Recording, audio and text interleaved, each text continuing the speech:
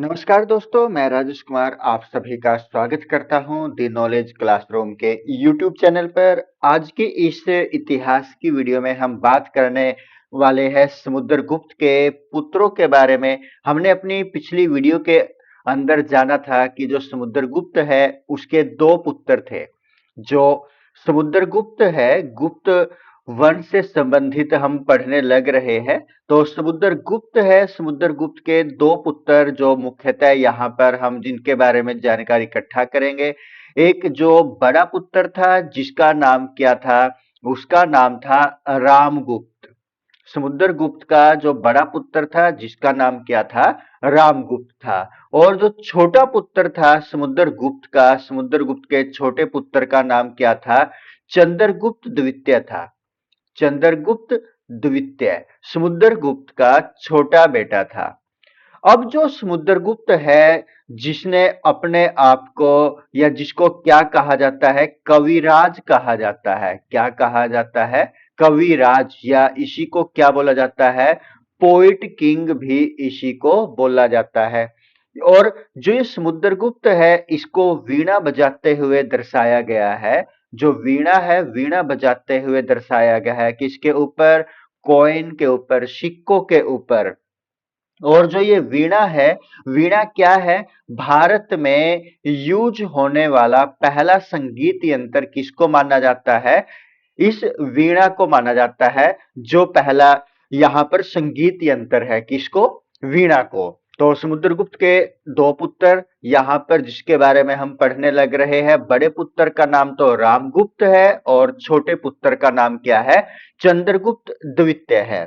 तो जो ये रामगुप्त है, जो समुद्रगुप्त का बड़ा बेटा था, बड़ा बेटा था जो समुद्रगुप्त का, जिसका जो शासन काल रहा है 375 से लेकर के 380 एडी ईस्वी के दौरान इसका शासन का काल रहा है।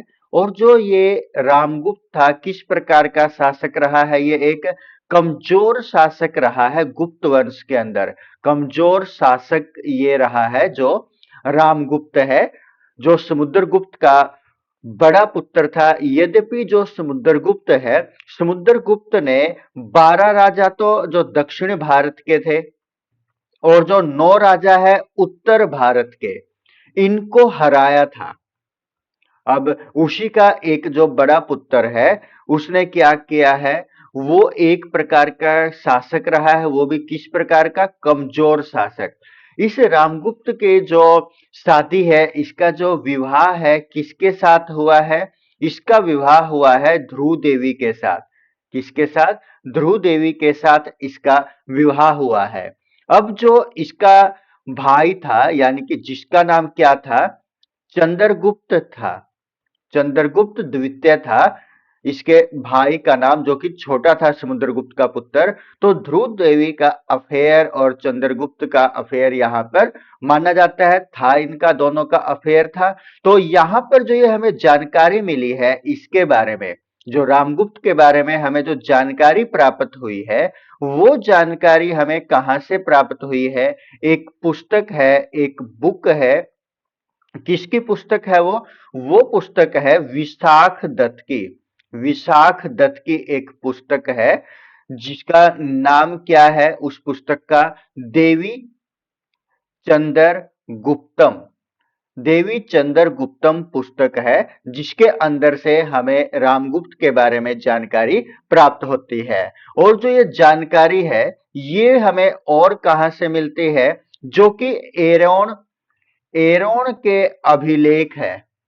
एरोन के जो अभिलेख है उनके अंदर से भी ये जानकारी प्राप्त होती है। जो एरोन अभिलेख है, जो ये एरोन अभिलेख जो है, अभिलेख, ये किस कब के आसपास के है? ये 510 एडी के आसपास के ये अभिलेख है। इनको लिखा गया था किसके द्वारा? भानुगुप्त के द्वारा।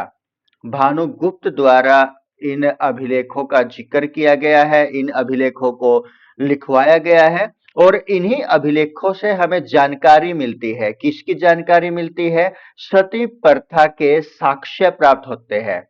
सती प्रथा के साक्ष्य हमें कौन से अभिलेखों से प्राप्त होते हैं? जो एरोन अभिलेख है उनसे हमें ये जानकारी प्राप्त होते हैं। सती प्रथा में हमें किस किस के बारे में जानकारी मिलती है? गोपराज के बारे में और उसकी पत्नी के बारे में हमें यह जानकारी प्राप्त होती है। किसके बारे में? गोपराज और उसकी पत्नी के बारे में हमें जानकारी मिलती है।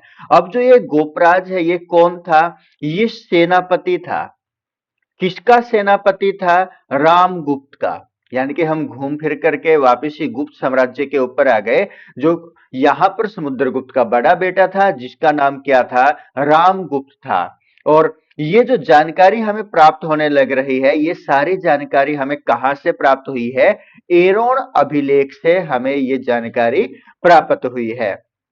अब जो यहां पर शकों का अंतिम शासक था, जो शक वंश था उसका जो अंतिम शासक था, उस अंतिम शासक का क्या नाम था? उस अंतिम शासक का नाम था रुद्रसेन तृतीय। क्या नाम था? रुद्रसेन तृतीय उस शासक का नाम था जो शक वंश का अंतिम शासक था। और जो ये शासक रहा है इसने किसको हराया है? इसने हराया है जो रामगुप्त है। इस रुद्रसेन तृतीय ने किसको हराया? रामगुप्त को हरा दिया। हराया किसको हराया?